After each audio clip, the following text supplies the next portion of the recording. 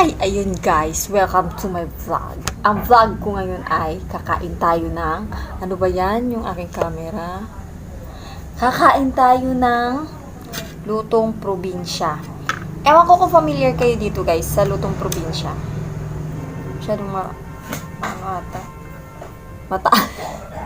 Nahulog pa. Ito ay, malunggay, haluyot, at saka sitaw. Kain po tayo. Masarap ito guys, try nyo. Sa mga nagpapagatas. Parang yukong-yuko ako masyado.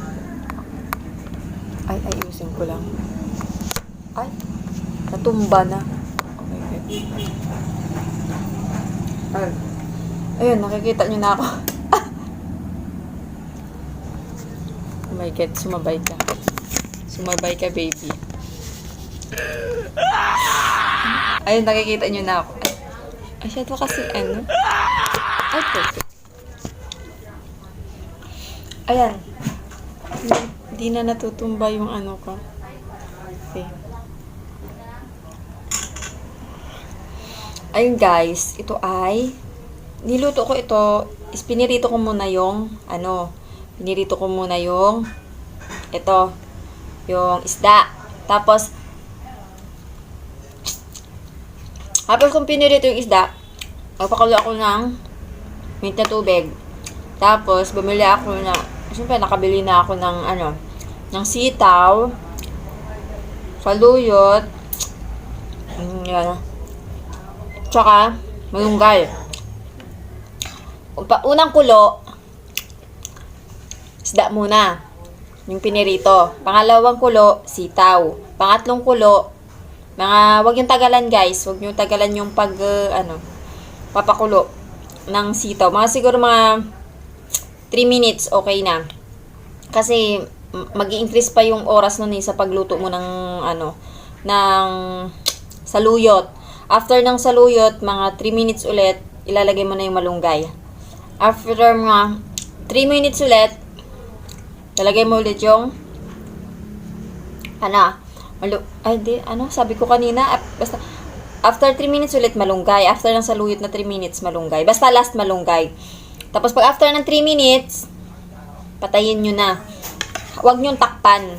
Kasi po, ma-overcook yung malunggay. Mabilis lang sila ma-overcook. Hayaan mo lang siyang maluto lang siya doon sa init. Kasi mabilis lang po ma-overcook yung malunggay. Masarap ito guys. Tapos nilagyan ko ito ng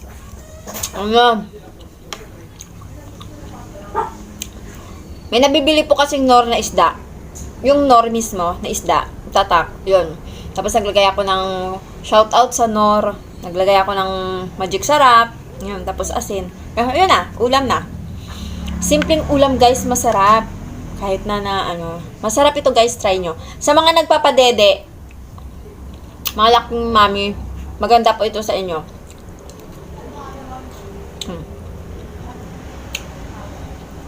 Kabayin ko na nga sana to guys kasi masarap to pag kinakabay. Kaso lang,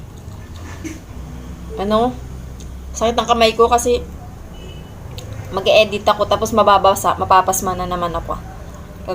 Simpleng ulam, masaya na. Tsaka ito guys, healthy na pagkain. Kasi yung malunggay, marami pong vitamins to bibigay sa ating katawan. Kain po tayo.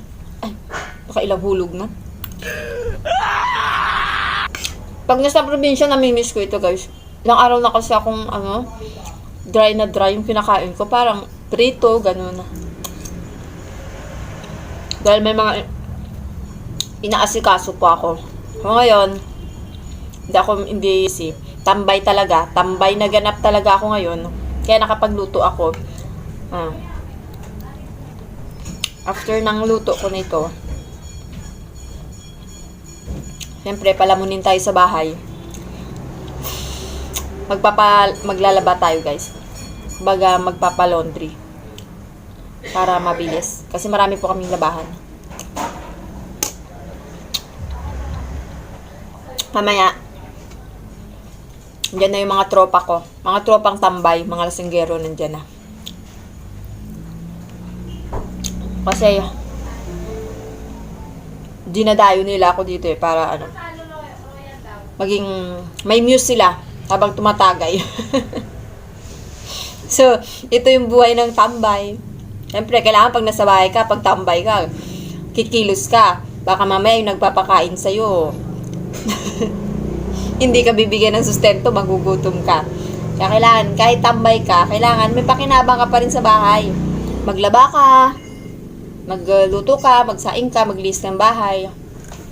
Kalat-kalat na nga ngayon ng bahay. Hindi pa ako na. Kaya mamaya, maglilinis pagkatapos po nito. Di naman kailangan na lahat yun gagawin mo. Kailangan step by step lang. Utay-utayin mo siyang matapos. Harap.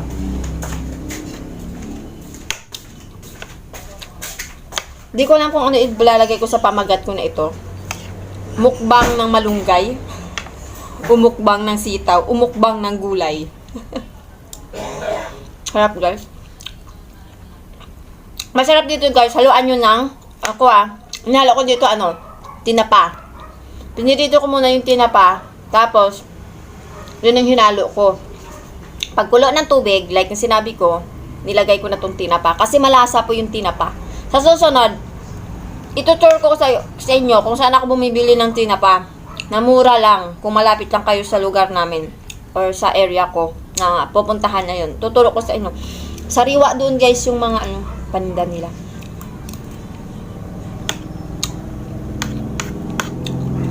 Siyempre yung buhay, dapat makontento po tayo. Alam nyo, hindi naman kailangan marami kang pera para maging masaya. No. Tandaan nyo, hindi lahat ng maraming pera, masaya po yan. Ang tunay na kasiyahan ay makontento tayo kung ano lang yung meron tayo. Kasi sa totoo lang, minsan, ang pera talaga is nakaka-pressure sa buhay. Hindi tayo nagiging kontento minsan sa buhay kahit naabot na natin yung isang pangarap. Nagiging, alam mo yun, pa tayo. Kaya minsan, kailangan sundan lang natin sa agos yung buhay. Kailangan, halimbawa, araw na to, bagoong lang yung ulam mo. Kumain ka. Importante may ulam, di ba? Hindi naman araw-araw yan magiging bagoong yung ulam mo. Di ba? So, may mga pagkakataon din na sasarap yan. Magkakaroon ka ng sinigang na baboy. Di ba? Ganon.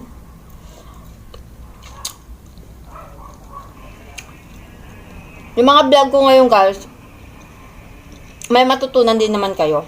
Kasi, syempre, may mga isi-share din ako na binahagi ko sa buhay ko. Kasi dati, hindi ako mahilig makontento sa buhay eh. Sa totoo lang po. To be honest. So, nung dumating yung time na may dumating na isang pangyayari sa buhay ko, doon ko na-realize na, dapat pala, talagang matuto tayo makontento ka anong meron lang ngayon. At saka, hindi ko naman kasi ugali talaga na mainggit. Kumbaga, yun lang yung pinakamaganda sa akin. Mas nagiging masaya pa nga ako kapag yung mga kaibigan ko mas naunang umangat sa buhay kaysa ako. Kasi ang sarap sa feeling nun na sila ang mas nauna. Kumbaga, hindi ko na sila kailangan parang, alam mo yun, problemahin minsan, di ba? Kasi may mga friends tayo na minsan, kailangan mo problemahin mo pa. Kasi syempre, minsan tinatakbuhan ka kapag ikaw unang umangat sa buhay. So, mas maganda, sila na maunang umangat sa buhay kahit huli na ako. Kasi pag ako ang nahuli, di naman ako mahilig umingi ng tulong. Hindi kaya ko, guys. Ang sarap. Kaya medyo mahaba na ata itong vlog ko ito. Mga, siguro, 12 minutes. Nawili na ako kakukwento sa inyo. May matutunan naman kayo dito sa mga sinasabi ko. Kasi, diba? Ang buhay natin, kailangan i-enjoy natin lagi ko yung sinasabi. Yes, importante yung pera, pero mas importante na marunong tayo makontento sa buhay.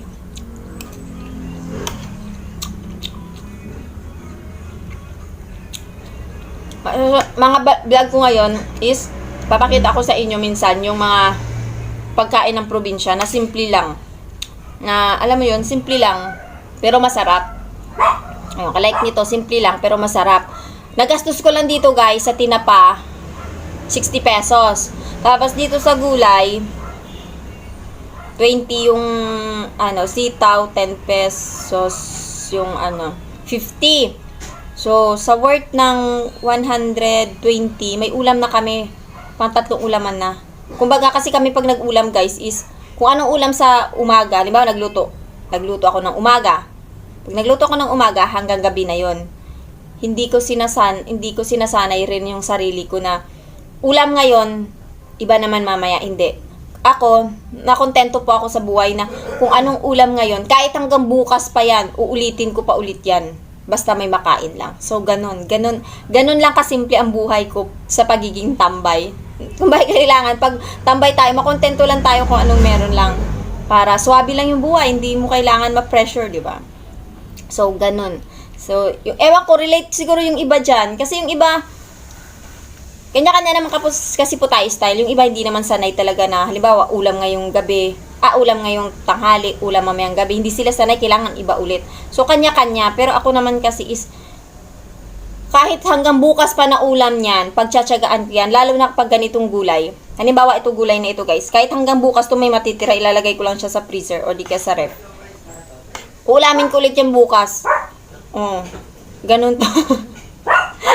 Hindi sa nagtitipid, pero ganun ako eh. Alam mo yun, yung parang nasanay lang ako na makontento na hindi ako naghahanap.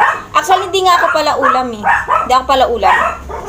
Kaya kapag kumakain ako dun sa ibang bahay or kahit sa restaurant, ang dami ko pa natitirang ulam. Like yung isang isda na to yan, yung kalahati lang yan yung kaya kong ubusin. Basta may sabaw, tapos mahilig lang ako sa kanin, pero hindi ako pala ulam na tao. Kaya, maliban lang siguro kapag unli yung pagkain, ang ingay ng mga aso ko, ingay. Pag unli yung pagkain, yun. Siguro mamamapak na lang ako ng karne, tapos magleles ako ng kanin. Harap. Try nyo to guys. Malunggay, sitaw, tsaka saluyot. Ang sarap. Promise. Masalaan itong tinapa, kahit hindi tinapa, basta pritong isda.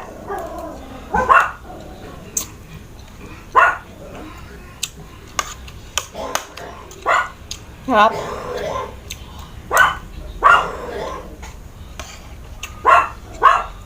Marami kayong vitamins makukuha dito guys. Lalo na sa malunggay. Hindi lang siya sa mga nagpapadede. Marami siyang gamot.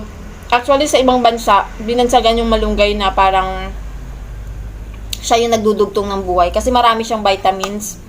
Marami siyang vitamins na dala. Which is, naniniwala pa po ako doon.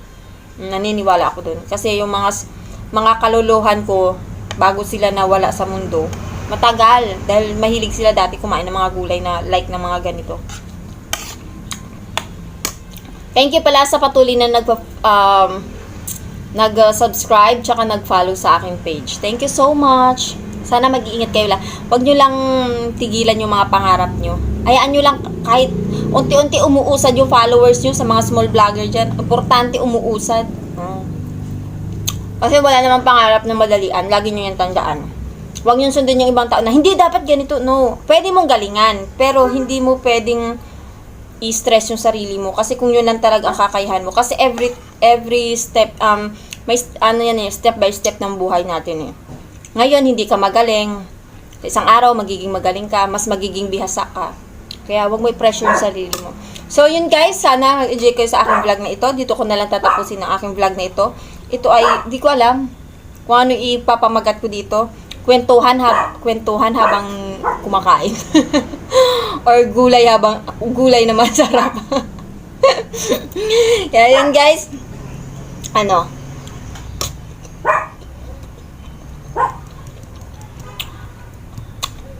Thank you at maraming salamat. Mag-iingat po kayo palagi.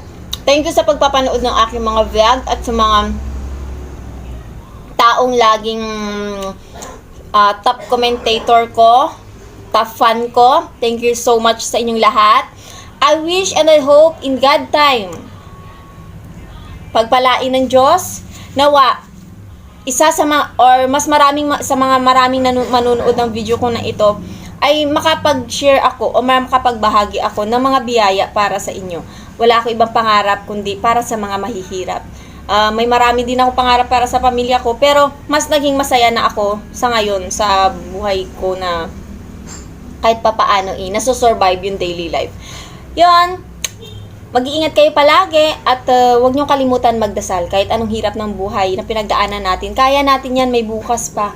Kahit konti lang yung pera natin, go lang! Sa mga tropa kong tambay dyan, tuloy lang ang laban. God bless, mag-iingat po kayo palagi. At saka, yung palang